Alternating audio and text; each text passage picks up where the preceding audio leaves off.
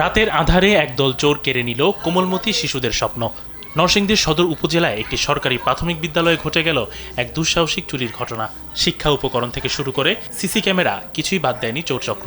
ঘটনাটি ঘটেছে গত মঙ্গলবার গভীর রাতে নরসিংদী সদর উপজেলার মেহেরপাড়া ইউনিয়নের ভগীরথপুর সরকারি প্রাথমিক বিদ্যালয়ে। বিদ্যালয়ের প্রধান শিক্ষিকা সাবিকুন নাহার বলেন, চোরচক্র বিদ্যালয়ের বারান্দার গ্রিল কেটে ভেতরে প্রবেশ করে। এরপর শিশুদের অনলাইন শিক্ষাদানের জন্য laptop, multimedia projector, speaker, LED monitor সহ একের পর এক লুট করে নেয় ডিজিটাল শিক্ষার সব সরঞ্জাম। এমনকি বিদ্যালয়ের ছুটির কাজে ব্যবহৃত ঐতিহ্যবাহী পিতলের ঘণ্টাও তারা নিয়ে গেছে। শুধু মালামাল চুরি করেই তারা ক্ষান্ত হয়নি, বিদ্যালয়ের আলমারি ভেঙে তছনছ করা হয়েছে জরুরি সব নথিপত্র ও গুরুত্বপূর্ণ কাগজপত্র।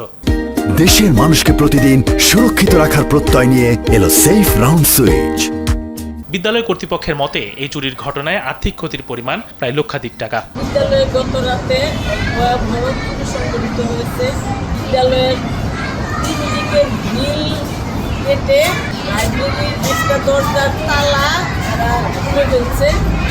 খুলে তারপরে ভিতরে ঢুকে 5টা ফ্যান, প্রজেক্টরের স্পিকার, একটা ল্যাপটপ, সিসি ক্যামেরার এলইডি মনিটর, লাইব্রেরির ভিতরে আরো অনেক জিনিসপত্র, দাম আনুমানিক মূল্য কমপক্ষে 3-4 লক্ষ টাকা হবে।